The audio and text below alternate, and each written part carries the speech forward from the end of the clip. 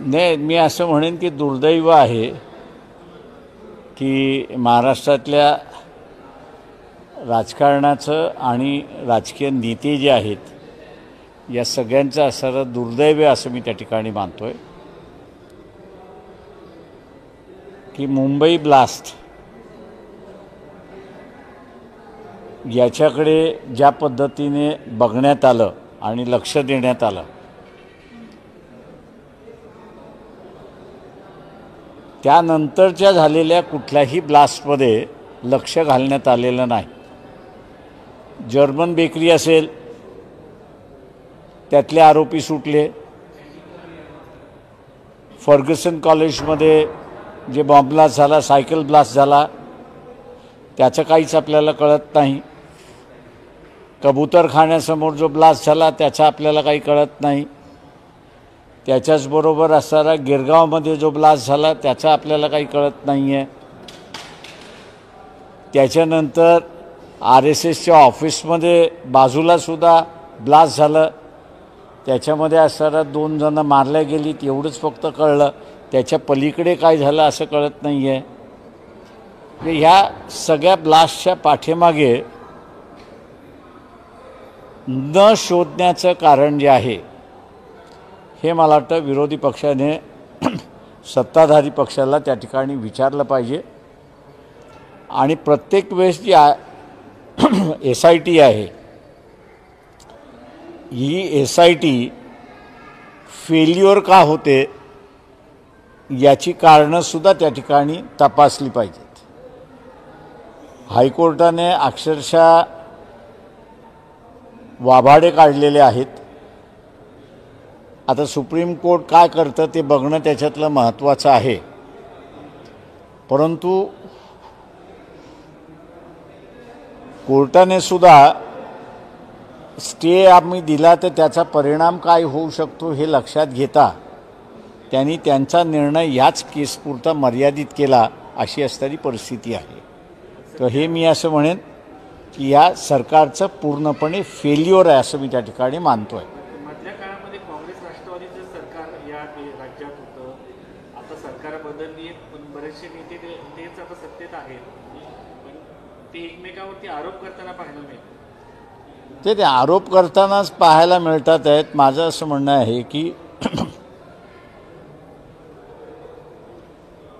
जी SIT होती आणि जी police officers होते की ज्यांच्याकडून व्यवस्थित इन्क्वायरी झाली नाही किंवा एव्हिडन्स गोळा करण्यामध्ये कमतरता झाली किंवा कुणातरी सोम्यागोम्याला पकडा आणि त्याला आरोपी करा असं झालेलं आहे का याची मला वाटतं असणारा चौकशी झाली पाहिजे.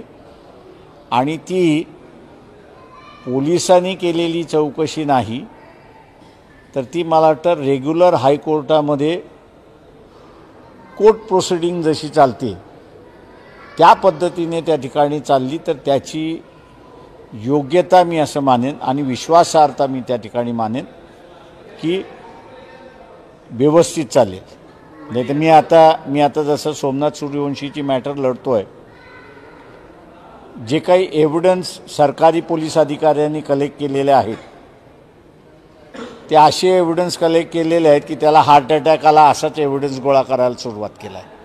जेव्हा मेडिकल रिपोर्ट असं म्हणतं आहे की death is due to shock. Sir म्हणजे प्रश्न असा आहे की तुम्ही कुठेतरी असं म्हणताय की एखादा न्यायालयीन चौकशी आयोग नेमला जावा. ना, मी न्यायालयीन चौकशी आयोग म्हणत नाही.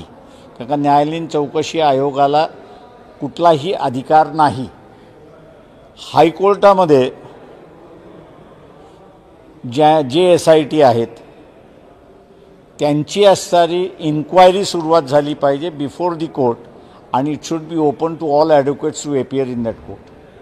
सर, ज्या पद्धतीने आता हे जर उच्च न्यायालयाचा निर्णय मान्य केला तर यांनी कोणाला तरी म्हणजे दोषींना सोडून निष्पाप लोकांना समोर आणलंय का?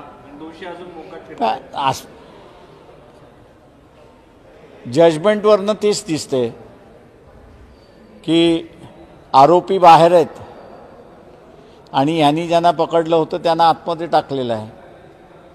हा कोर्टाचा इनडायरेक्ट इंडिक्टमेंट आहे असं मी त्या ठिकाणी मानतोय. सर, पण मॅक्सिमम केसेसमध्ये टेररिस्ट आणि ब्लास्ट संदर्भात केसेसमध्ये असं दिसून येते किंवा माओवादाचे आरोप असलेल्या केसेसमध्ये पण दिसतंय की आरोपी निर्दोषच सुटतात किंवा पुरावे गोळा करण्यात यंत्रणा अपयशी ठरतात. इतके कडक कायदे असताना सुद्धा आता काही दिवसात मालेगावचा पण ब्लास्टचा निकाल येईल. क्वेश्चन माझं म्हणणं असं आहे त्याच्यामध्ये की कायदा कडक आहे की न आहे हा वेगळा प्रश्न आहे. आता माओवाद्यांना एक केसमध्ये मी स्वतःहून हजर राहून ते सगळं पाहिलेलं आहे. त्यांनी 6 पुस्तकं त्या ठिकाणी प्रोड्यूस केली की ही माओवादी पुस्तकं आहेत. तेव्हा त्या डिस्ट्रिक्ट जजनेच आयोला विचारलं हे तुमच्या मताप्रमाणे माओवादी आहेत आणि याच्यामुळे लोकांचे विचार बदलतात फिरतात आणि ते हिंसक होतात असं आपलं म्हणणं आहे. तर ते म्हटले माझ्या एका प्रश्नाला उत्तर द्या की याच्या लेखकाला तुम्ही अरेस्ट केले का? तुम्ही लिहिणाऱ्याला अरेस्ट करत नाही आहात, तुम्ही वाचणाऱ्याला अरेस्ट करताय. त्याच्यामुळे तुमची केस नेमकी कोणाच्या विरोधात?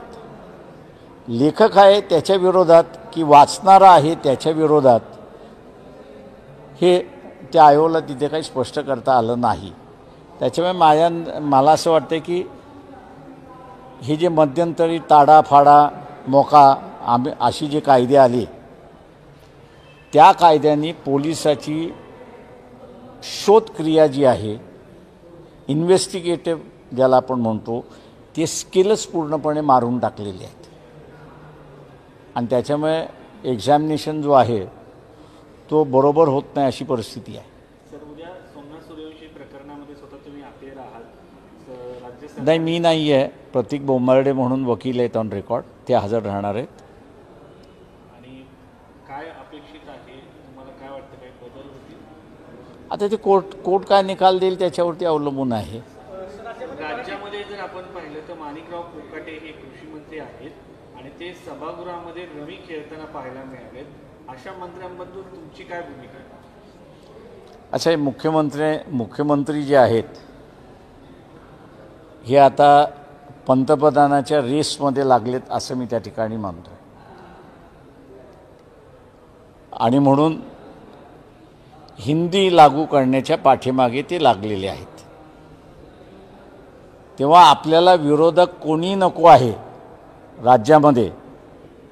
त्याच्या मंत्री कितीही चुकला असेल तरी त्याला शब्दाने विचारायचं नाही असंच एक धोरण मुख्यमंत्र्यांचं त्या ठिकाणी दिसतंय. आणि त्याचा असणारा परिणाम जो आहे तो महाराष्ट्र राज्यावरती दिसतोय. हा अस्तित्वाचा भाग आहे. साहेब, संजय शिरसाट असो, संजय गायकवाड असो, त्यानंतर राठोड असो, यांच्यावरती भ्रष्टाचाराचे देखील आरोप होताना पाहायला मिळाले. काही मंत्र्यांच्या समोर कथितरित्या पैशाच्या बॅगा पाहायला मिळाल्या. महाराष्ट्राने याकडे कसं हे करायचं?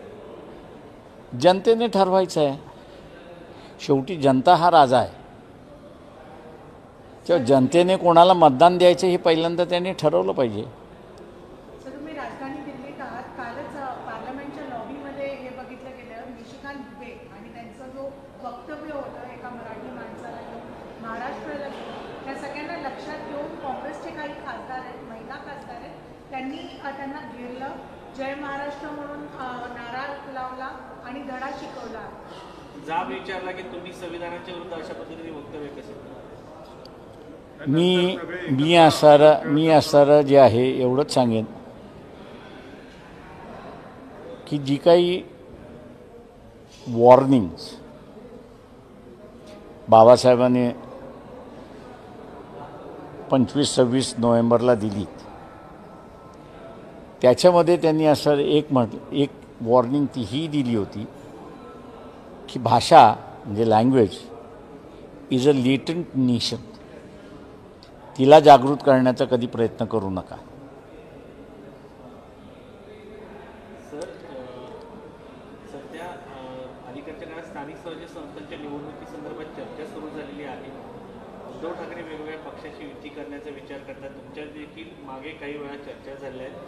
त्यांच्याकडनं काही विचारल्यानंतर तुम्ही चर्चा कराल का स्थानिक स्वराज्य संस्थांच्या निवडणुकीच्या पार्श्वभूमीवर? त्यावेळेस उत्तर देऊ आपण. सध्या जरी काही ऑफर आली तरी चर्चा नाही. त्यावेळेस उत्तर देऊ. चलो, थँक्यू. सर एकच पण तुम्ही हिंदी भाषा गुजराती ॲक्च्युली मुंबई अहमदाबाद या महामार्गावर आपण बघतो की पालघर आणि त्या एरियामध्ये सगळ्या ज्या पाटी आहेत त्या सगळ्या गुजराती भाषेमध्ये आहेत. तुम्ही त्याला कसं हे बघतात, कारण की महाराष्ट्रामध्ये असून पाटी गुजराती आहे, लोक सांगतात की आम्ही गुजरातमध्ये आलो आहे, याचा कुठे ना कुठे एक अंदाज आहे. ते प्रश्न असा आहे त्याच्यामध्ये की आपल्याला थोडासा इतिहास बघावा लागेल. तिथला सगळा जो आदिवासी आहे, या आदिवासी जो आहे त्याची जी काही बोलीभाषा आहे त्या बोलीभाषेचा गुजराती हा बेस आहे. त्याच्यामुळे त्या जुन्या फार जुन्या पाट्या आहेत. तसं मला पालघरला मी अगोदरही गेलो होतो, म्हणजे 70 सालीही गेलो होतो. त्यावेळेस तिथे पाट्या गुजरातीमध्ये होत्या. त्याच्यामुळे मला त्याच्यातलं काही नवीन नाही वाटत आहे. आता ज्याला राजकारण भाषेच्या नावावर करायचं आहे त्यांनी करावं.